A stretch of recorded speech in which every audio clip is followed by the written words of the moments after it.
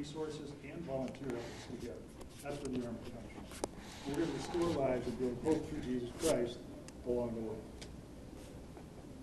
Why this matters. And I'm not going to go too in-depth on this because I think it's pretty obvious.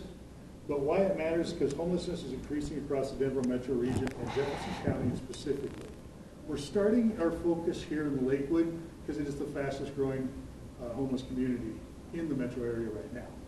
Some of that's because Denver's pushed them out, right? And they've come this way. There's certain communities that just can't, do anything in. I think it's, is it Aurora that they're talking about, like, literally illegal to be camping and all of that out there, is that right? I think there's something, that just came out about that again. But homelessness is up, and this is a pretty shocking figure, 76% since 2020, and 8% alone in 2025.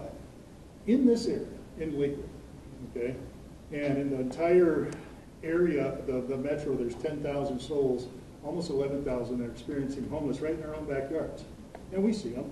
We know they're there. Homelessness in Jefferson County has seen one of the fastest increases. Well, it's actually the fastest, like I just said, in the metro region. And in here, it's increased 27% from 24 to 25, the largest increase among all the metro counties. There's a problem, right? And we have plenty of resources, so why is it growing? Okay, that's the question. We had 1,100 people experiencing homelessness in 2025 when they did a count on that, just in this area. And a lot of them are in specific parts, Colfax, that kind of area down there, right? Encampments are increasing. So that's what kind of brought this about to my attention.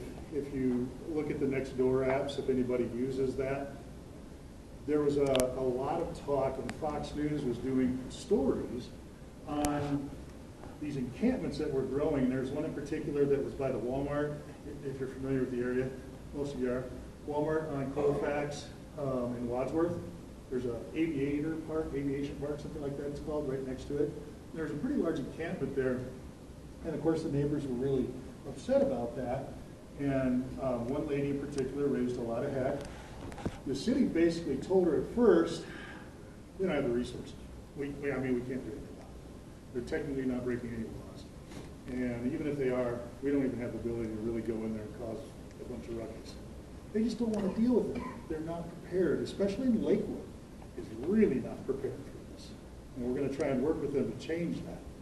But, the problem is when the encampments come, it's prompting more phone calls because people are seeing illegal activity. They're seeing them shooting up, they're seeing prostitution and some other things going on. Of course they're concerned, right? Of course. They've got their children and such in these neighborhoods as well. So it generates all these extra calls, but it becomes just looked at as a nuisance by everybody. They're not looked at as people anymore. They're a blight, okay?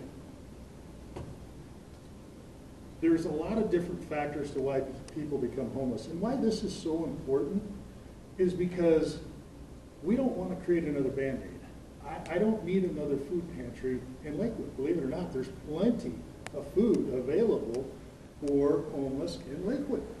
It's churches, they've got all sorts of them. One of them that couldn't be here tonight, her name's Tammy. They run Brown Bag Ministries, who we'll be collaborating with. She's out there every day.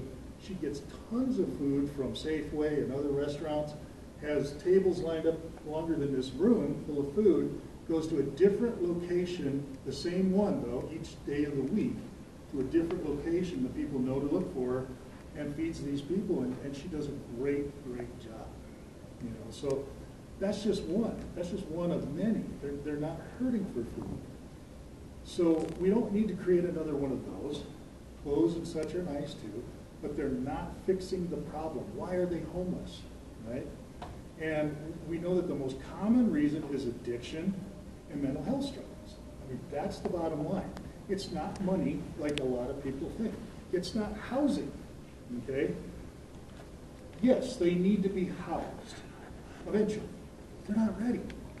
We've seen Denver and we've seen Aurora both buy hotels or motels, hotels, big buildings. And they spent millions of dollars and turned these into little apartments in there for homeless. Sounds like a great idea. Problem is, they didn't fix why those people were homeless in the first place. They didn't fix the people. So when they came, all they did is went from cooking meth in a tent to cooking meth in these buildings. You have to understand, this is a demon in them, okay? There's no other word for it. It's a demon. So it's not even necessarily their fault. We have to help them. But you can't just put them in a different environment and expect different results. So what happened? They destroyed the places. And they were just closed. One of them, I think it was Denver, spent, I want to say, $3 or $4 million on this one particular hotel. They sold it for $1 when all was said and done to a developer, because it was just destroyed. You know, so we have to change what's causing the reason for the homelessness. There's also trauma, there is job loss, there is housing affordability is an issue. People lose a job or something like that, or whatever can happen in life.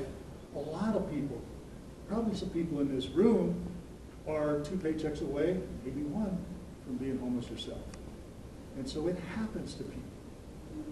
The thing is, these people are somebody's brother, parent, son, daughter, you know, I mean, they're somebody.